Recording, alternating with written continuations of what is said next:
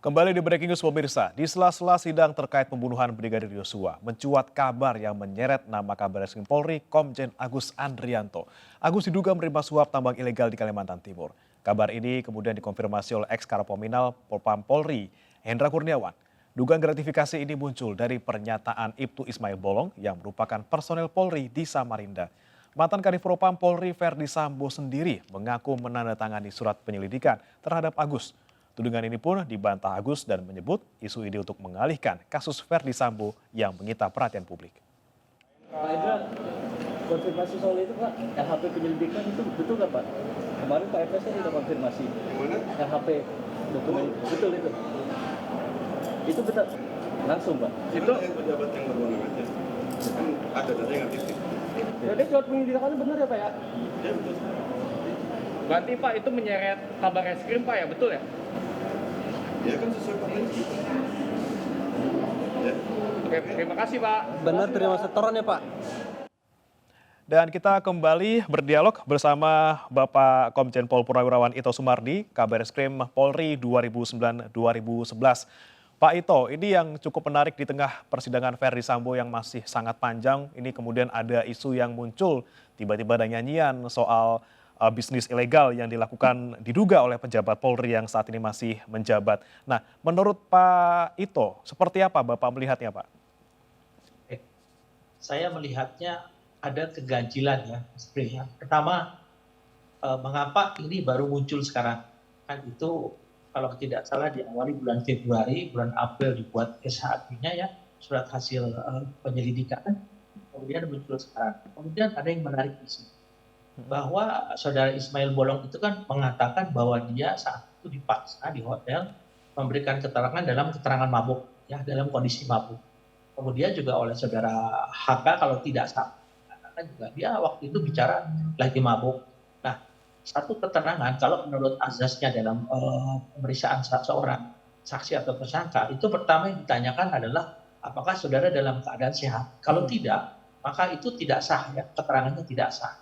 Kemudian yang kedua yang menarik adalah saat itu saudara HK menyatakan dengan jelas bahwa siapa-siapa yang menerima dengan besaran angkanya, termasuk dia sendiri mengakui menerima 900 juta kalau nggak salah ya. Nah, tentunya ini juga satu hal menarik kan, kalau saya sebagai ketua tim penyelidik, kemudian saya datang ke TKP atau kemudian di Polda tersebut saya melakukan satu penyelidikan dan mendapatkan nama-nama dengan besaran angka ya, yang meskipun ini harus dibuktikan dulu kebenarannya, saya juga mengaku bahwa saya juga menerima setoran 900 juta. Apakah saya mau bunuh diri ya, untuk menyampaikan hasil laporan saya gitu kan. Kemudian yang kedua, ini tentunya gampang diceknya. Nah, kita cek saja ekspedisi daripada surat dinas ya. Apakah surat itu sudah diberikan atau dilaporkan atau disampaikan ke fungsi apa? Kapan tanggalnya, siapa yang menerima? Kalau memang sudah ada, tentunya tinggal dicek bagaimana disposisi yang ada di sana. Bapak Kapolri kan sudah dengan tegas mengatakan bahwa kasus Ismail Bolong ini adalah akan menjadi pintu masuk untuk mengungkap kasus tambang ilegal di mana-mana di seluruh Indonesia, bukan hanya di Kaltim saja. Pengalaman saya, Mas Bri, pada saat menjadi wakil ketua Satgas Peti ya, penambangan tanpa izin, saya tahun 2000 sekitar tahun 2004 ya. Itu di sana kita bisa melihat bahwa apa yang dilakukan dalam illegal mining ini adalah melibatkan juga instansi lain ya. Karena tidak mungkin hanya Polri saja. Karena Polri itu mungkin salah satu bagian oknumnya adalah untuk memberi pengamanan atau tidak usah jangan dilakukan upaya penegakan hukum. Tapi ini kan tentu kita harus mengetahui apakah ini betul-betul fakta atau hanya merupakan informasi saja. Saya yakin bahwa Bapak Kapolri telah membentuk tim, lagi beliau sudah menyampaikan di media akan mengusut tuntas. Kemudian juga saya membaca di beberapa media bahwa Panglima TNI juga sudah menyatakan akan mengusut tuntas anggota atau oknum anggota TNI yang terlibat dalam bisnis illegal mining ya. Jadi saya kira kalau memang ini semua akan dilakukan pengusutan secara tuntas ya, untuk mengatasi tambang ilegal ini, mungkin perlu ditarik ke Menko Polhukam. Sebagaimana pengalaman saya tahun 2004 dulu, adalah koordinator atau pengendali semua adalah Menko Polhukam, karena tadi melibatkan semua unsur ya, juga kemungkinan juga ada oknum dari pemerintah daerah, dari pertambangan dan lain sebagainya. Jadi kita tidak melihat satu kasus ini hanya seolah-olah ada rasa mungkin dendam atau bagaimana dibukalah kepada Pak Kabar Eskrim yang kebetulan Kabar Eskrim menangani kasusnya saudara HK ya. Ini tentunya di Mabes Polri pun saat ini juga akan berusaha mengklarifikasi, mengecek kebenarannya, memeriksa siapapun juga, dan sekarang kan kita tahu bahwa saudara Ismail Bolong masih melarikan diri ya. Kalaupun ada kesan bahwa lambat untuk menangani, karena Polri juga sebagai penegak hukum kan harus mematuhi norma hukum yang berlaku ya. Jadi harus ada pemanggilan dulu, kemudian kalau berapa kali tidak panggil kita upaya paksa, dan lain sebagainya. Saya kira data-data ini semuanya karena sudah menjadi konsumsi publik, tidak ada alasan bagi Polri untuk tidak membuka ya, atau tidak mengusut tuntas. Tapi bukan hanya dari kasus ini saja. Kasus-kasus lain yang terlibat dengan kasus illegal mining di seluruh Indonesia, batu bara, apakah nikel, apakah tambang pasir, dan lain sebagainya, tentunya tambang emas, ya ini pun juga harus menjadi satu dan sehingga negara tidak dirugikan. Ini kembali lagi bahwa kalau memang akan dituntaskan, maka Ismail Bolong ini, kasus ini adalah menjadi pintu masuk untuk pembenahan atau pengusutan tambang ilegal lainnya, dan tentunya lebih bagus kalau dikoordinir oleh Menko Polhukam. Apalagi Bapak Menko Polhukam sendiri sudah menaruh perhatian. Saya yakin beliau juga sudah membentuk tim atau mudah-mudahan kita berharap. Tapi untuk kasus yang disampaikan ini tadi banyak keganjilan tadi Mas Bro ya. Yang bersangkutan mengatakan dalam keadaan mabuk. Kalau mabuk berarti keterangannya itu tidak sah. Kemudian yang kedua, bahwa yang bersangkutan katanya juga menerima ya sejumlah, kalau tidak salah 900 juta. Lucu juga gitu. Kalau saya sebagai ketua penyelidik, kemudian saya juga menerima, saya membuat laporan, ya berarti saya juga harus diproses juga kan. Apakah memang itu sudah dilaporkan atau belum? Dan saja kalau memang saya terlibat, ya itu saya gantung gitu kan. Sekarang dimunculkan. Saya kira ini juga merupakan satu hal yang harus didalami oleh Mabes Polri. Demikian. Dan ini salah satu kesempatan juga untuk Polri agar bersih-bersih institusi ya Pak, karena banyak sekali kasus yang kemudian bermunculan setelah kasus Verdi Sambo ini muncul. Namun Pak Ito, kita ngomongin lagi soal Komjen Pol Agus Andrianto yang diseret ini Pak. Ini memang kalau untuk jabatan Kabar Eskrim sendiri Pak, apakah posisinya sevital itu dalam pusaran bisnis-bisnis ilegal di daerah seperti itu Pak? Saya ini kan pernah jadi Kabar Eskrim ya Mas Bri. 2 tahun lebih. Di dalam struktur organisasi Bareskrim itu ada namanya Direktur Tindak Pidana Tertentu, militer. Banyak sekali yang kita lakukan pada saat saya menjabat itu, yaitu penertiban terhadap tambang-tambang ilegal.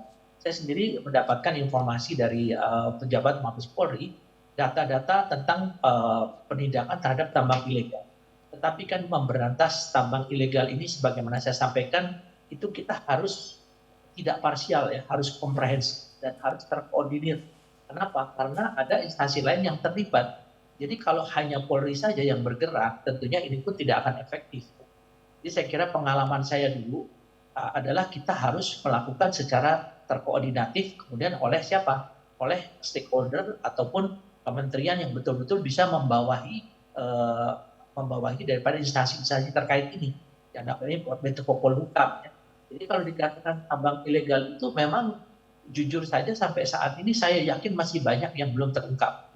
Ya, kebetulan baru yang kasus di Kalimantan Timur saja yang menyeruak ke publik. Tetapi di tempat lain saya sangat yakin bahwa itu masih ada, dan juga kemarin saya baca di di Jawa Tengah ya, kalau tidak salah Bapak Wali Kota ya, mengatakan waduh ngeri sekali backingnya.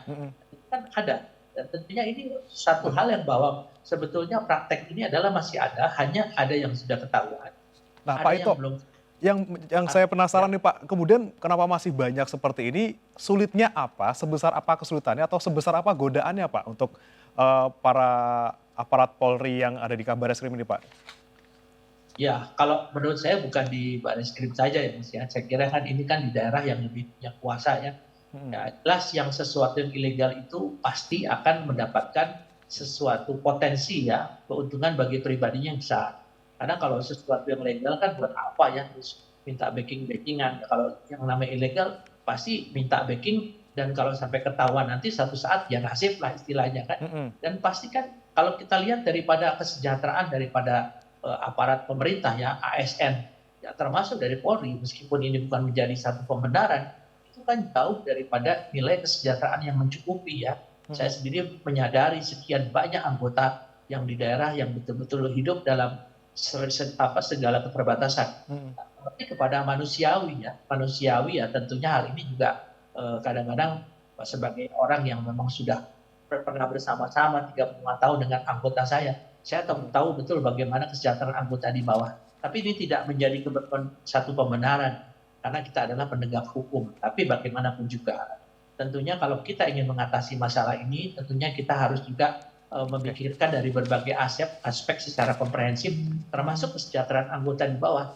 Ya, tentu kalau ada anggota yang betul-betul dalam keadaan betul-betul dia susah dan lain sebagainya, apapun dilakukan. Baik. Dengan risiko ya tadi kan karena tindakan disiplin ya dari kesatuan. Nah, itu menurut saya Mas Bri ada satu hal yang sangat manusiawi. Jadi memang hambatan terbesar untuk mengungkap kasus-kasus di daerah ini terutama bisnis tambang ilegal ini adalah godaan besar ya Pak bagi para ASN maupun kepolisian yang ada di sana ya Pak ya. Baik, terima kasih Pak Ito Sumardi selaku mantan Kabar Eskrim Polri 2009-2011 telah bergabung bersama kami di Breaking News. Salam sehat, selamat sore Pak Ito.